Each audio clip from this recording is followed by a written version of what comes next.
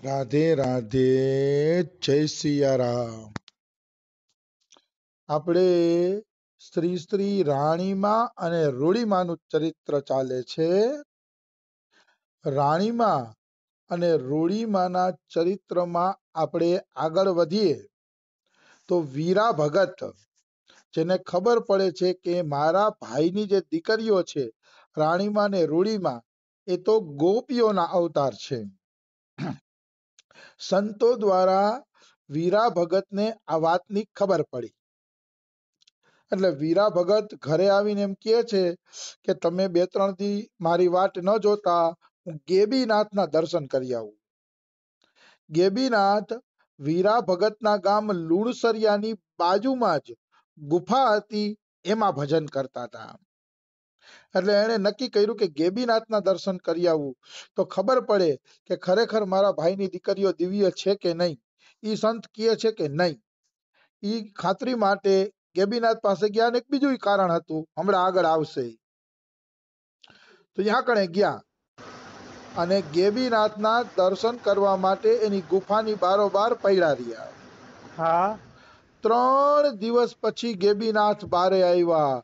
પૂરા 3 દિવસ. કારણ કે ગેબીનાથ એક ભોયરામાં રહેતા અને ઈ ભોયરામાં જવાની બધાયને મનાઈ હતી. હા કારણ કે બધાય જો ભજનના રૂમમાં આવી જાય તો ભજનમાં વિક્ષેપ થાય છે. એટલે સંત બારે નીકળે અને બારે નીકળીને આપણે મળી લઈ, ઈ વાત અલગ છે. બાકી સંતોને હેરાન કરવા ન જવાય. હા સંતોને હેરાન કરવા જવાથી એના ભજનમાં નુકસાની થાય છે અને એના ભજનની નુકસાનીથી આપણા ઉપર કૃપા ક્યારેય થાય નહીં. બિલકુલ. એટલે મનુષ્યએ ખરેખર જો કૃપા જોતી હોય ભગવાનની, ખરેખર કૃપા પ્રાપ્ત કરવી હોય તો સંતોને અનુકૂળ થઈને હાલવું પડે. સંતોને અનુકૂળ થયા વગર, હાયલા વગર ને અનુકૂળ થયા વગર ભગવત કૃપા છે ને પ્રકાશિત નથી થતી. આવી વસ્તુ છે. તો ગેબીનાથ તો રાત દિવસ ભોયરામાં જ પડ્યા રહેતા. ક્યારે બારે આવતા એની કોઈને ખબર નહોતી. 2 દિવસે નીકળે ને 3 દિવસે નીકળે ને કાંઈ નક્કી નહીં, 15 દિવસે નીકળે. ગેબીનાથના દર્શન કરવા હોય ને તો તમારે બેઠું રહેવું પડે. હા કારણ કે ઈ ક્યારે બારે નીકળે છે એની કોઈને ખબર નથી. એ ક્યારે બારે નીકળે એનું કોઈ નક્કી જ નથી, ખબર જ નથી. એટલે ગેબીનાથના દર્શન કરવા હોય તો બેસવું પડતું. ઘણા લોકો એમ કહેતા કે આ ગેબીનાથ જમતા શું હશે? ગુફામાં કોઈ દી કોઈ દૂધ દેવા નથી જાતું, જમવાનું દેવા નથી જાતું, ગેબીનાથ કેમ જીવતા હશે? હા પણ આવી અલૌકિક વાતોની ખબર સંસારને પડતી નથી. ભજન કરતા હોય ને ભૂખેય ન લાગે. હા ભજન આત્માનો ખોરાક છે. જેને ભજનના ખોરાકની આદત પડી ગઈ ને એને ભૂખ તરસનું ભાન ભૂલાઈ જાય છે. હા ભજન એવી વસ્તુ છે, ભજન કોઈ સાધારણ વાત થોડી છે. અરે એમ કહે દે કે ભજન કરે છે ને, જે નામ કરે છે ને, એના તાળવામાંથી એક પ્રકારનો રસ જળે છે અને તાળવાના રસના 2 ટીપા પણ કોઈ પી લે તો એને કેટલાય દિવસ સુધી ભૂખ નથી લાગતી. આ વાત વિજય કૃષ્ણ ગોસ્વામી એના પુસ્તકમાં કરે છે હા કે તમે નામ કરો, નામ કરતા કરતા તમારા તાળવામાંથી એક પ્રકારનો રસ જાગૃત થશે વાહ અને ઈ રસના જો 2 ટીપાઈ સરસ રીતે પી લેવામાં આવ્યા તો ભૂખ તરસ ભાગી જાય છે. હિમાલયમાં ભજન કરતા યોગી લોકો આ રીતે કાં તો જડીબુટ્ટી એવી ખાઈ લે છે કે એને કેટલાય દી ભૂખ નથી લાગતી, અથવા તો એ તાળવેથી એના ભજનનો રસ ઝરે છે અને એ રસનું રસપાન કરીને એને ભૂખ પણ લાગતી નથી. મને તો જો કે આટલો બધો અનુભવ નથી, હું તો 3 ટાઈમ જમી લઉં છું. પણ એટલું ખરું કે ક્યારેક રસ આવતો હોય ને ત્યારે જમવા ઉઠવાનું મન ન થાય કે હાલો આપણે જમવા ઉઠીએ. આવી વાતો થોડી થોડી અનુભવમાં આવે ભાઈ. પૂરું તો આપણા જેવા તુચ્છ જીવોને ક્યાંથી અનુભવમાં આવે. તો ગેબીનાથ ક્યારે જમતા, કોણ એને જમવા દેતું એની કોઈને ખબર હતી નહીં. ઈ ગુફાની અંદર યજ્ઞ કરતા કે જપ કરતા કે તપ કરતા કોઈ કશું જાણતું નહીં કે ભોયરાની અંદર શું કરે છે. એની કોઈને ખબર નહોતી, એની કોઈને જાણ નહોતી. કોઈ એને રામાનંદી સંત કહેતા, કોઈ અઘોર પંથના સંત કહેતા, અને કોઈ એમ કહેતા કે બાવો બાવો જ છે, કે સિંહ ભેગો રહીએ છે. કોઈ એવું પણ બોલતા. મન પડે એવી વાતો થતી હતી, પણ ગેબીનાથ વાસ્તવમાં અસલી શું તત્વ હતા કોઈને ખબર નથી. કારણ કે સંતે કોઈ દી મોઢેથી પોતાની પાછલી જિંદગીની વાત નહોતી કરી. હા સંત એને જ કહેવાય કે જે આગળ જ નજર રાખે, આગળ જ નજર રાખે કે મને પ્રભુની પ્રાપ્તિ કઈ રીતે થાય.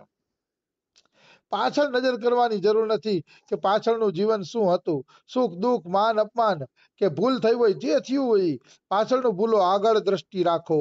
ભગવાન તમને અપનાવવા માટે તૈયાર છે. પાછળ વળીને તો ક્યારે જોવાનું? જ્યારે ભગવાન ગલે લગાવી લે ને પછી પાછળ વળીને જોવાનું કે હવે જો કઈ ભગવાન જગત કલ્યાણનો આદેશ આપે તો પાછળ વળી જગતનું કલ્યાણ કરવું. નહીતર સાધકની દ્રષ્ટિ કેવલ સીધી જ હોવી જોઈએ ભગવાન તરફ. હા ભગવાન તરફ જ. એનું નામ જ સાધક કહેવાય કે જે કોઈ દી પાછું વળીને જોવે નહીં. આ વાલીઓ લૂંટારો, વાલ્મીકી ઋષિ ના બધા મોટા મોટા પાપી હતા, પણ ઋષિ એટલે બની ગયા કે બેહી ગયા એટલે પછી બેહી જ ગયા, પછી એને ક્યારેય પાછળ વળીને જોયું નથી. એનું નામ ભજન કહેવાય. પછી શું પાછળ વળીને જોવું?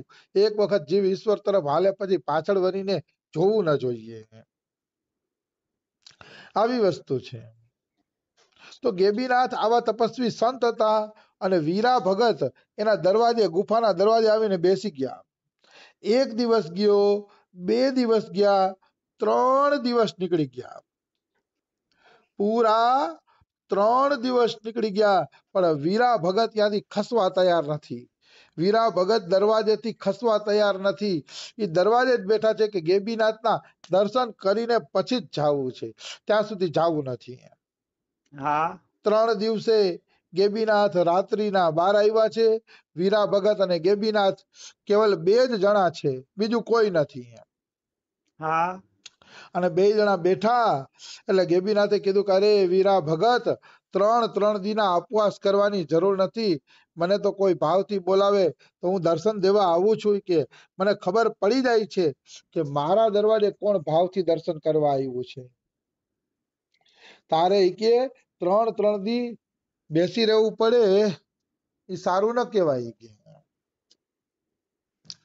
તો વીરા ભગત કહે છે કે બાપા, આપના દર્શને આવ્યો છું, અને મારે છે ને થોડીક વાત કરવી તમારી હારે. તો કે બોલો શું વાત કરવી છે? તો વીરા ભગત એમ કહે છે કે બાપુ, હું સંસારના વ્યવહારથી થાકી ગયો છું. સંસારથી વ્યવહારના થાકીને તમારી શરણમાં આવ્યો છું. હવે મારામાં ડગલા ભરવાની તાકાત નથી કે હું આગળ હાલી શકું. હવે તો તમે કઈ કૃપા કરો. હા ત્યારે ગેબીનાથ બહુ સરસ મજાની વાત કરે છે કે વીરા, વ્યવહારથી અકળાવવું એ માનવતા નથી.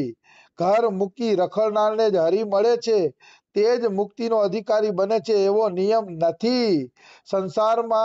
સંસારમાં સરસો રહી મન કમળ પેઠે વણ ભીંજાયેલું રહે તો તે જીવન મુક્ત જ છે. ઘર મૂકી બાવા બનવામાં વિશેષ મજા નથી. આ ગેબીનાથનો જવાબ છે. હા હવે એ જવાબની હું વ્યાખ્યા કરું કે ગેબીનાથ એમ કહેવા માંગે છે કે વીરા, અકળાઈને જે ઘર છોડી દે છે ને, એ ઘર છોડવું નથી. એ માનવતા નથી કે જે ઘરેથી અકળાઈને ઘર છોડી દે.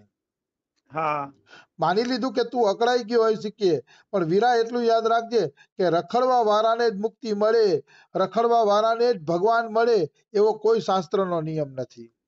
બિલકુલ. સાધુ બનીને દાઢી જટા વધારીને જે ભારતમાં રખડે જ રાખે, તીર્થોમાં ફૈરે જ રાખે, એને જ ભગવાન મળે એમાં માલ નથી. એવો કોઈ નિયમ નથી. સંસારમાં કમળની જેમ કોઈ રહે નહીં કે એને ભગવાન મળે છે. સંસારમાં રહ્યો તમે, પણ કમળની જેમ રહ્યો. તમે સંસારના કાર્યથી લેપાયમાન ન થાવે, એવી રીતે રહ્યો કમળની જેમ. આજે હું રામસુખદાસજીની ગીતાજી વાંચતો હતો. 12મા અધ્યાયનો પ્રથમ શ્લોક વાંચતો હતો. 12મા અધ્યાયના પ્રથમ શ્લોકમાં ભગવાન શ્રી કૃષ્ણને અર્જુન પ્રશ્ન કરે છે કે પ્રભુ, તમને સગુણ ભક્ત પ્રિય છે કે નિર્ગુણ? મતલબ બેમાંથી ઊંચો કોણ? 12મા અધ્યાયમાં પહેલો જ પ્રશ્ન છે અર્જુનનો. પણ એ વ્યાખ્યા મારે નથી લેવી.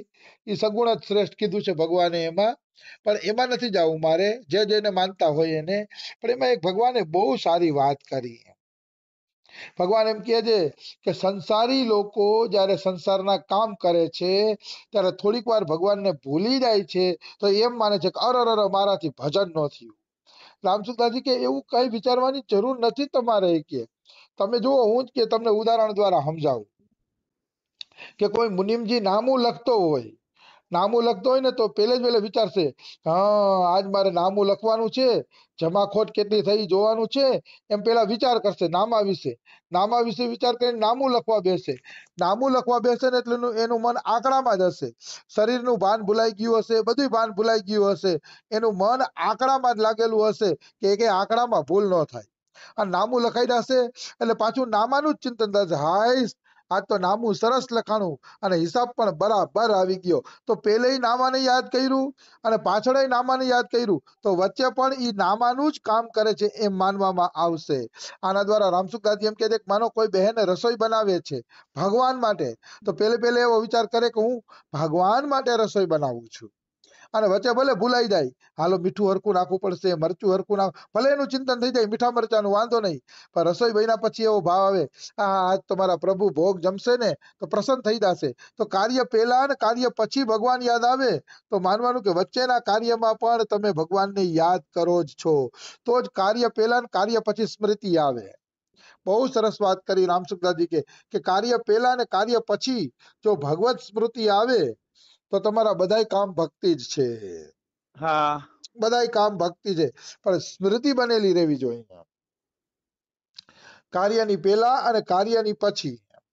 તો વાંધો આવતો નથી. માની લ્યો ભગવાન માટે આપણે ભોગ બનાવી છીએ, તો યાદ કરવાનું કે હા મારા ઠાકોરજી માટે બનાવું છું, મારા ભગવાન માટે ભોગ બનાવું છું. પછી વચ્ચે ભલે ને તમને એમ થાય કે આમાં મીઠું કેટલું નાખવું, હાલો કિલો એક લોટ છે તો 2 ખાંડ મીઠું નાખવું, તો એ વિચાર ભજન બની જશે. ભલે એવો વિચાર કરો, કારણ કે તમે મીઠાનો વિચાર એટલે કરો છો ભગવાનને ભોગ હારો બને એટલે. આ રામસુખદાસજી કેજો ગીતાજીની અંદરથી, એમાંથી જ હું બોલું છું. આવી વાત છે. તો વચ્ચે વચ્ચે ભગવત સ્મૃતિ છે આપણે, એટલે જ આપણે મતલબ કામની પહેલા ને કામની પછી ભગવાન યાદ આવે છે. એટલે ઘર મૂકીને બાવા બનવાથી ભગવાન મળતા નથી. વાસ્તવમાં તમારે ભગવાન જોતા હોય તો જળ કમળની પેઠે નિર્લેપ રહ્યો. નિર્લેપતા જ સાચો વૈરાગ્ય છે. સાધુ બનવું એ સાચો વૈરાગ્ય નથી. સાધુ તો બિલકુલ કેટલાય બની ગયા છે અને બધા લાડવા માટે ને પેડા માટે દોડાદોડી કરે છે, ભટકે છે, લડવાદાસ પેડાદાસ બની ગયા છે. ઈ સાધુ બનવા કરતા તો ઘર ગ્રહસ્થીમાં નિર્લેપ લઈને 2 નામ જે લે છે એને હું શ્રેષ્ઠ ગણું છું. હા ભગવાને ગીતાજીમાં કીધું છે કર્મ યોગો વિશિષ્યતે. જે સાધુ બની જાય છે, ભજન કરે છે અને મનથી વિષયોનું ચિંતન કરે છે, ભગવાન કે મિથ્યાચારી છે. 3 કે 4 અધ્યાયમાં કીધું પણ મને પરફેક્ટ યાદ નથી. ભગવાન કે જે ભજનમાં બેઠો છે અને સંસારને યાદ કરે છે એ મિથ્યાવાદી છે. અને કર્મ કરતા કરતા પણ જો કોઈને ભગવાન યાદ આવે છે તો એ સાચો ભક્ત છે. આવું ભગવાન ગીતાજીમાં કહે છે, સુંદર રીતે સમજાવે છે, ગમ્યું મને. રામસુખદાસજીનું એમ કહેવાનું છે કે સાધના કરો છો ત્યારે તો તમે ભગવાન હારે જોડાયેલા રહ્યો છો, પણ પછીના સમયમાં પણ તમે ભગવાન હારે જોડાયેલા જ છો એવું માનો. એમ ન માનો કે હું ભગવાન હારે જોડાયેલો નથી, એવું બિલકુલ માનો જ નહીં. તો તમે જીવન મુક્ત જ છો. તો ગેબીનાથે વીરા ભગતને કીધું કે વીરા ભગત જળ કમળની જેમ પ્રભુનું ભજન કરો. તો વીરા ભગત કે મારે સાધુ નથી થવું બાપલા, સાધુ થવા હું આવ્યો નથી, મારામાં કોઈ એવા લક્ષણ નથી કે સાધુ થાવ. મને તો ચિંતા એની છે કે હું ગરીબ માણસ છું અને સાધુ આવે છે એને હું પૂરો રોટલો જમાડી શકતો નથી.